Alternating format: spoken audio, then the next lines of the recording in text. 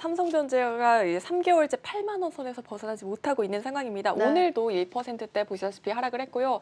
오늘은 시장이 전반적으로 부진했지만 최근 장이 좋을 때도 삼성전자는 횡보했으니까 더 답답해하셨던 분들 많으셨던 것 같습니다. 네. 제가 또 찾아보니까 개인 투자자들이 올 들어 삼성전자를 16조 원 넘게 순매수를 했더라고요. 네. 그만큼 가슴앓이 했던 분들이 많았다는 겁니다. 네, 맞습니다. 제 주변에도 사실 삼성전자는 한 주씩은 다 가지고 네, 계신 것 맞습니다. 같은데 이게 증권사에서 삼성전자 목표가는 계속해서 높여가는데 주가가 그렇게 따라오지 못하고 있기 때문에 좀 답답한 네, 상황입니다. 그렇습니다. 딱 질문이 가장 많았던 게 지금 이런 시기를 참고 가져가야 되냐 아니면 팔아야 되냐 이런 질문이 가장 많았는데 어떻게 보고 계세요? 네, 증권사들이 제시하는 평균 목표 주가는 10만 6천 원 정도로 형성이 돼 있습니다. 지금보다 한 28% 정도 상승 여력이 남았다고 보는 건데요. 네. 최근 목표 주가를 낮추거나 투자 의견을 조정한 증권사도 없습니다. 예. 결국 주가가 오를 것이라고 예상은 하고 있는 건데 사실 투자자 마음은 그게 아니잖아요. 그렇죠. 네, 답답하죠. 그런데 이에 대해 하나투자증권이 보고서를 냈습니다.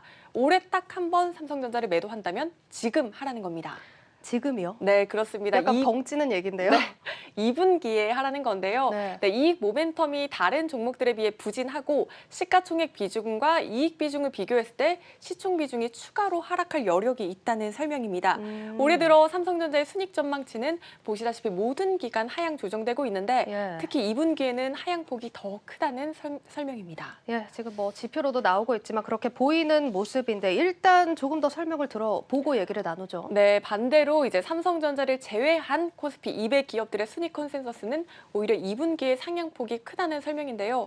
코스피 200에서 삼성전자가 차지하는 이익 비중이 보시다시피 한 이 정도인데 삼성전자의 시가총액 비중은 26% 수준입니다. 네. 즉 시총 비중이 이익 비중에 비해 높다며 추가적으로 하락할 여지가 있다는 설명입니다. 참 이제 전해드리면서도 죄송한 마음이 들고 또 송구스럽습니다. 물론 이제 장기적인 관점에서 사안을 바라봐야겠지만 목표 주가가 이렇게 계속 높아지다 보니까 고점에서 들어가신 분들도 많은 상황인 걸로 네. 알고 있습니다.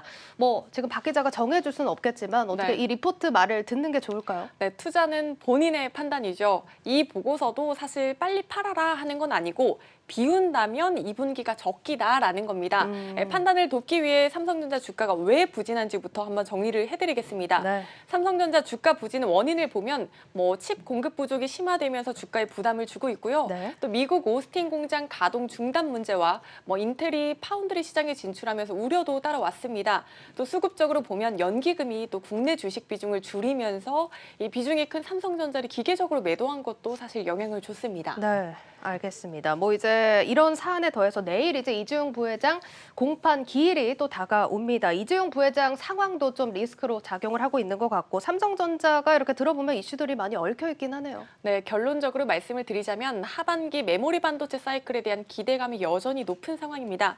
현재 반도체 대란은 단기적으로는 주가 하락 요인이지만 장기적으로는 메모리 가격 상승을 이끌 수밖에 없어 주가 상승 요인으로 작용할 수 있다는 겁니다. 네. 또 업계에선 이 시점을 3분기 정도로 보고 있다는 점도 참고하시기 바라겠고요.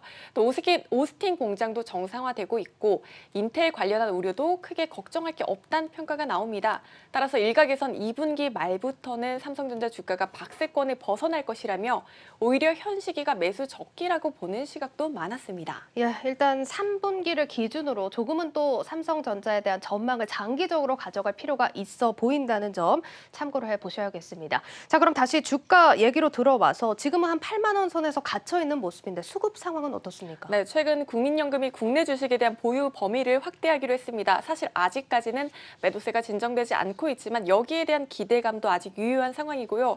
즉 2분기에 팔아라, 2분기가 매수 적기다 이렇게 시각이 완전 반대되는 것 같지만 큰 틀에서 보면 하반기부터 상황이 나아질 것이란 데에는 이견이 없는 겁니다.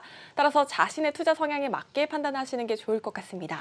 예, 삼성전자 지금 답답하신 상황일 텐데요. 들어보면 한 하반기부터는 좀 상황이 개선될 것으로 보여지는 만큼 좀 장기적인 관점에서 바라보셨으면 좋겠고요. 투자 플랜을 짜실 때 더 도움이 되셨으면 하는 바람입니다. 자, 여기까지 들어보도록 하겠습니다. 증권부 박혜린 기자와 함께했습니다.